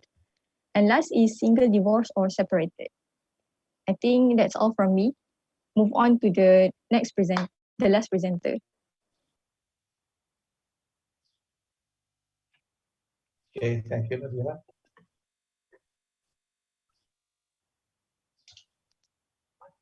Can I continue, Doctor? Yeah. Okay. Bismillahirrahmanirrahim. Assalamualaikum warahmatullahi wabarakatuh. Inshallah, I will proceed with the last two subtopics, which are the factors predicting suicide after DSH and also the management. Next slide.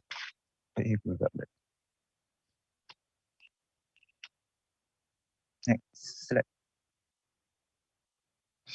So from what I found, there are 5 factors which highly predicting that suicide might occur after DSH, which are older, which is more than 45 years old, like Brother Nafis mentioned previously. The second one is male. Next is the alcohol dependent, and those with depressed or any psychiatric problem also highly suggestive that this patient tend to perform suicide after DSH. And then the last one is use of dangerous or violent method to self-harm. So means that dangerous enough to may cause fatality to the patient. So these are the factors that we need to assess to the patient, so we can recognize immediately the suicide intent in this patient. Next slide.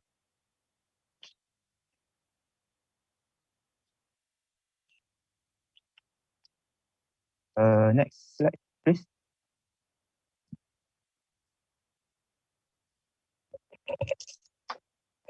Next.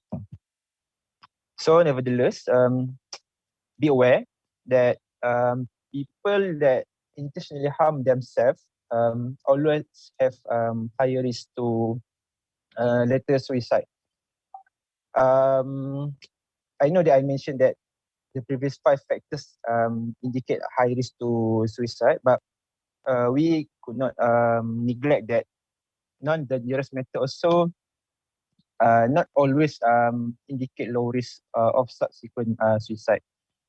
And unfortunately, the predictive factors for predicting suicide after the DSH is low in specificity. Means that it not always suggests suicide. It may also suggest other diagnosis also. In the end of the day, the way to predict suicide after DSH, like Brother Nafis mentioned, we use the back suicide intent scale. And usually we assess the suicide risk in the first year after the original self-harm, or at the first episode of self-harm. Next slide. So for the management, next slide. So the management I divide into 4 scope, which are the organization of service, the assessment of patient after DSH, and also the after the assessment of DSH, and management to those with special problems. Next. So the first scope that I want to talk about is the organization of service. For this part, I want to highlight that the management actually involve other medical services, like such as those the in charge in the in the emergency department, or any all the medical services. They need to be trained how to meet with this particular patient, and you also need to ensure that this patient receive psychosocial assessment and also medical effects assessment on the medical effects of the self-harm, so we can know the possible causes that might end up with this DSH, so we can tackle or manage the problems later on. Next.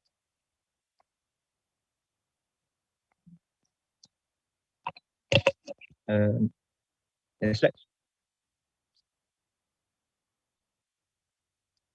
Okay, so for the second part is the assessment of the patient after DSH. So the general aim of the assessment is to know the immediate risk of suicide, and then to know the subsequent risk of DSH, and of course to know any current medical or social problems that might be the causes of the DSH. And the treatment is depend of the suicide risk. If it's high, then we need to consider admission to psychiatric unit. In case the patient is not indicated to be hospitalized.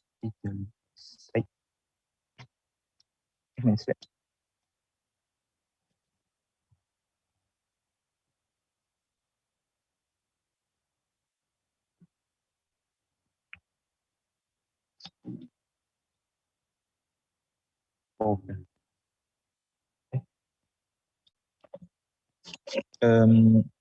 Sorry, the slide is gone. Oh, that's stable. Can I just share the slide? Because I'm using my phone. So,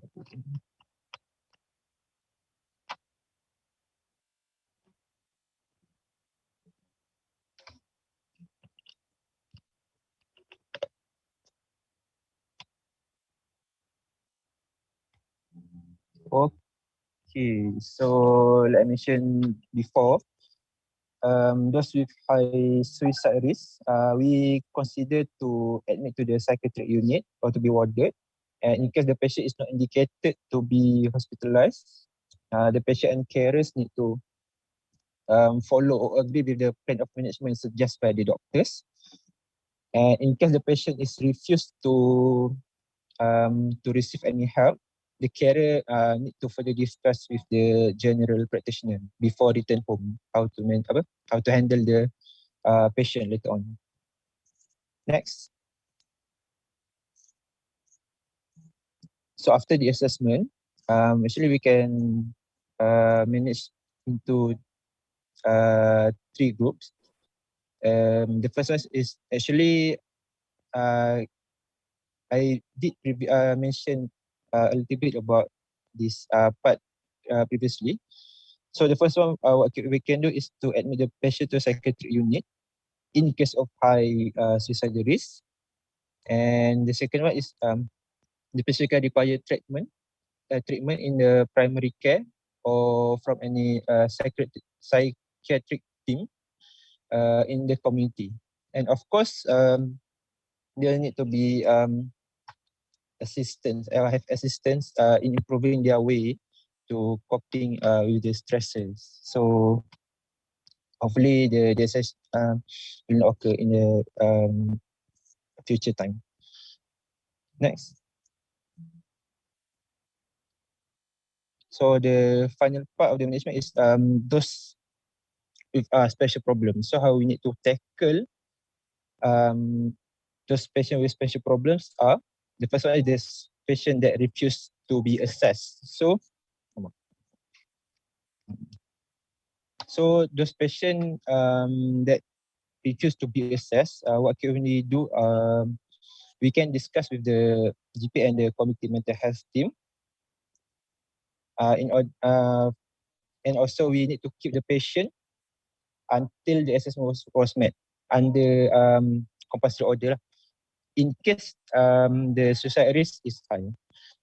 And those with frequent repeaters, the only thing that we can do to continue support the patient, also the carer also need to continue support the patient and basically the frequent repeater we just need to continue supporting the patient.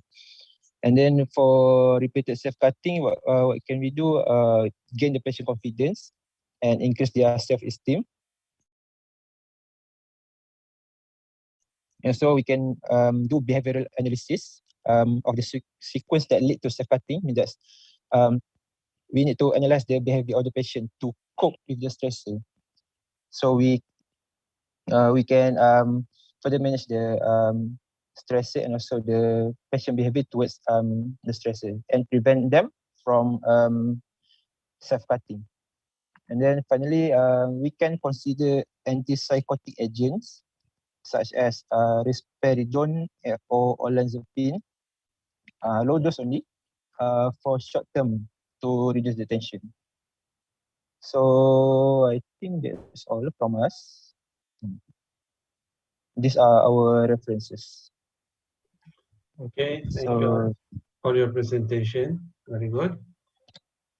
So, anybody?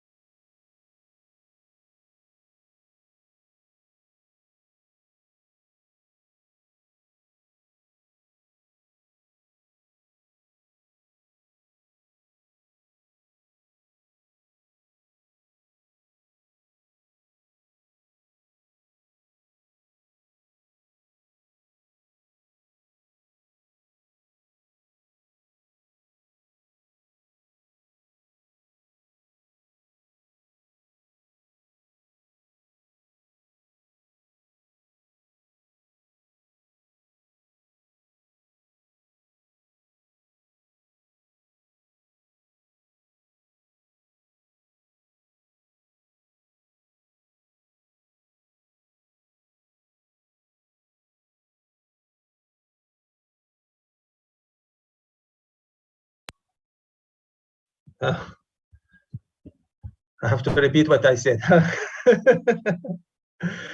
Sorry. Okay, so deliberate self-harm can be also other terms like commonly used parasuicide. I don't know whether you are aware about it. So both can be used to describe the willful self-inflicting painful, destructive, or injuries without intention to die. This is a point of differentiating from suicide. And usually those acts are intentional, but they are impulsive rather than being planned.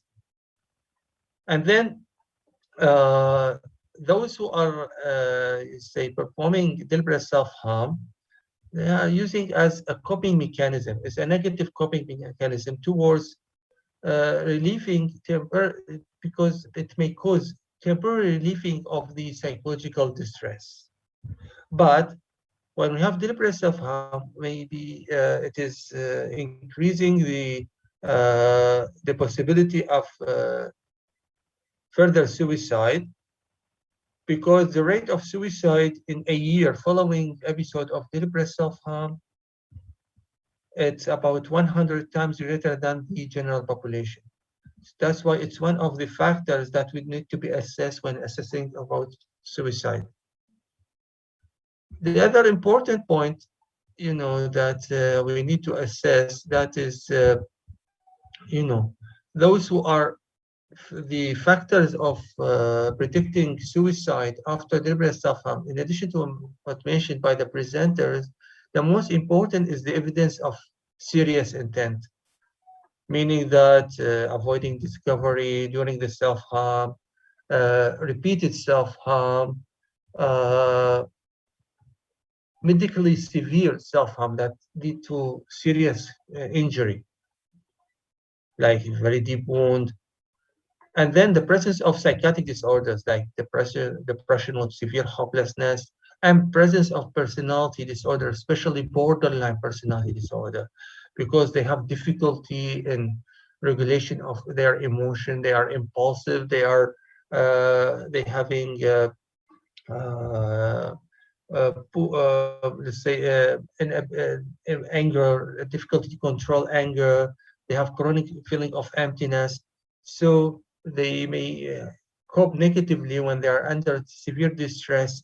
They may undergo, or they go for the self-harm as a way to relieve this tension.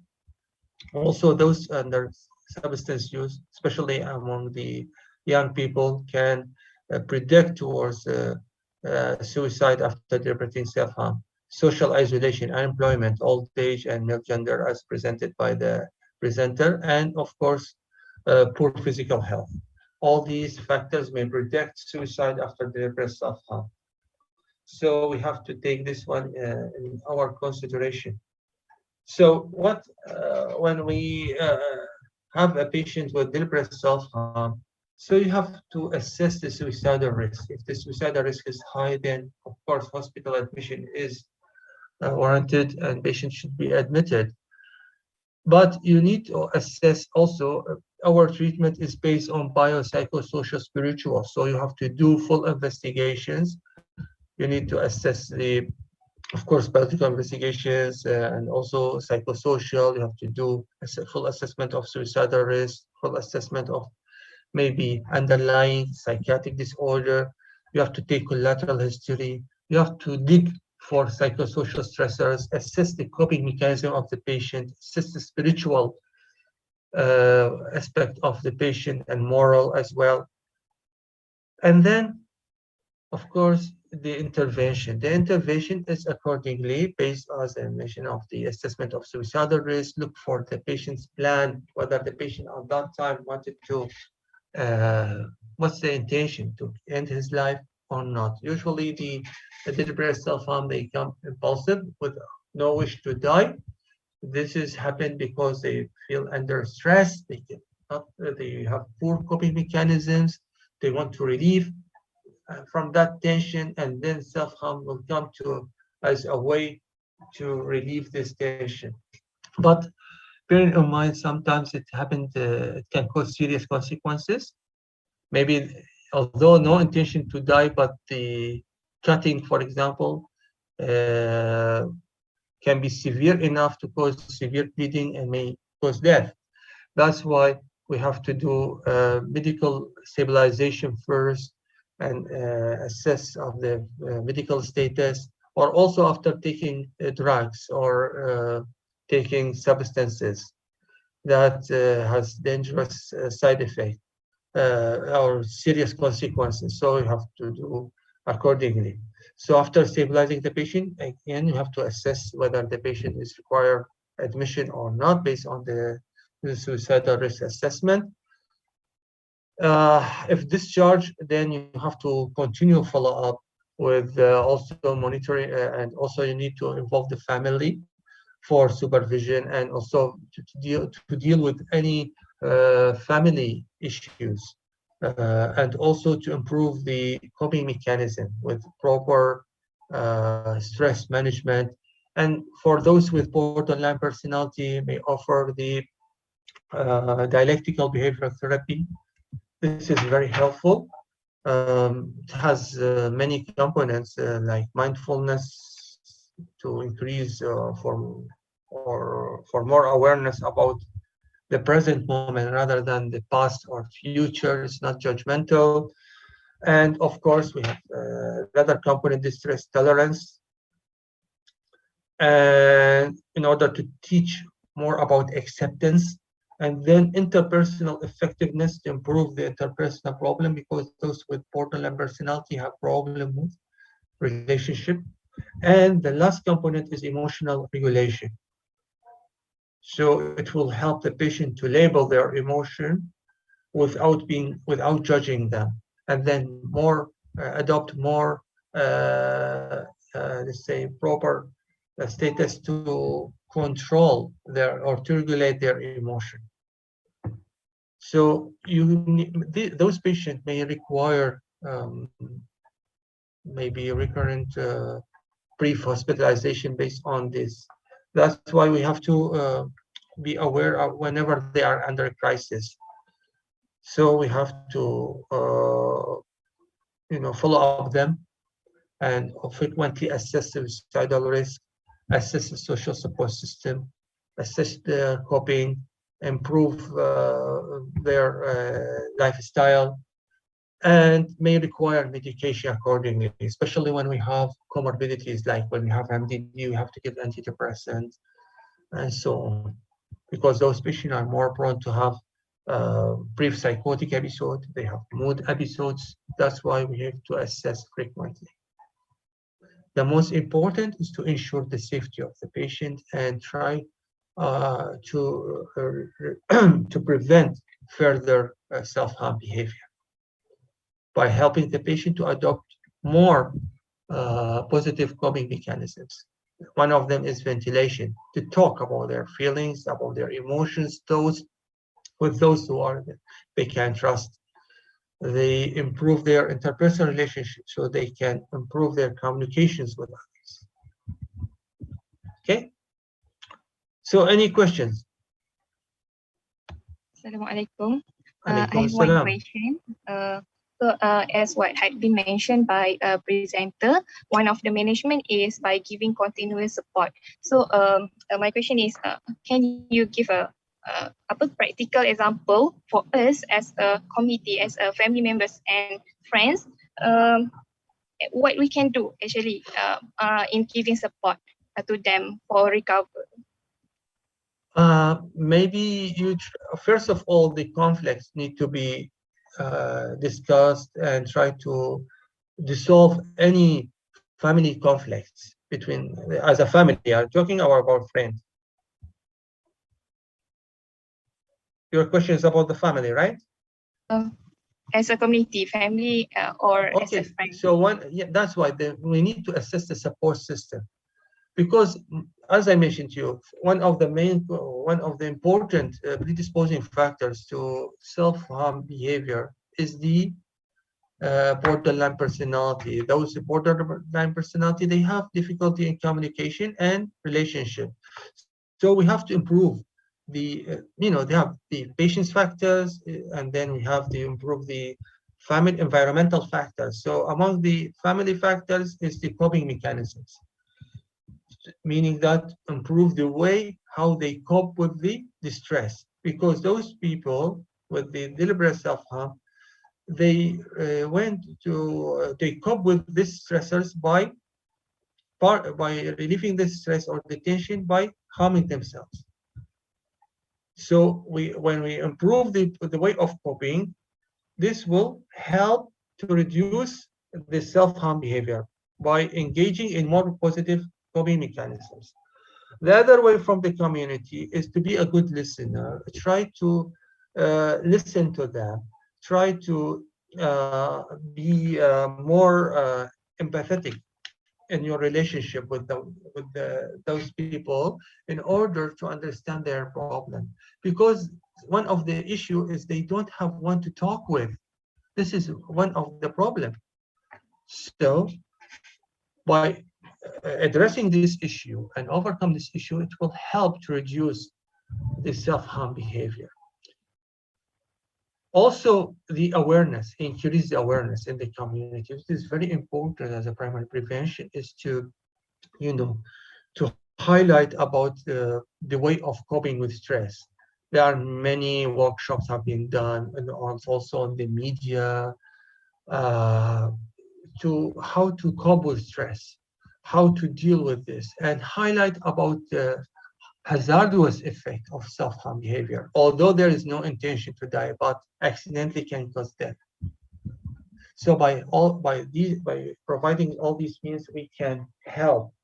Also, other way because you have to be careful when you prescribe medications for those people, especially those who are used to overdose themselves when they are under distress. We need the family, we need to observe this, also to help and also educate the patient about this, about the risk about self-poisoning with these medications. So we need to, if the risk is high, they need to be hospitalized. I hope that I answered your question. Thank you, Doctor. Most welcome. Anybody has any question?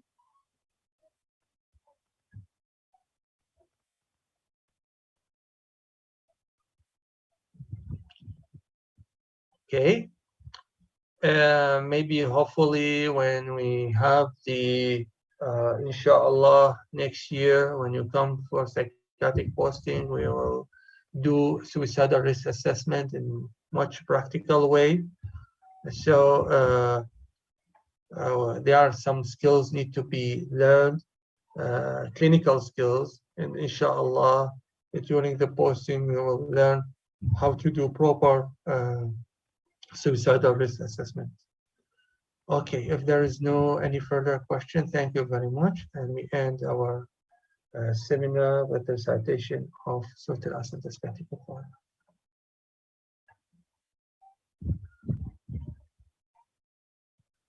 Okay, see you after half an hour. We start 10:30 for the next session. Okay, with you? Okay, Doctor. Okay, thank you. Assalamualaikum. Wassalam. Thank you, Doctor. Hello. Thank you, Doctor.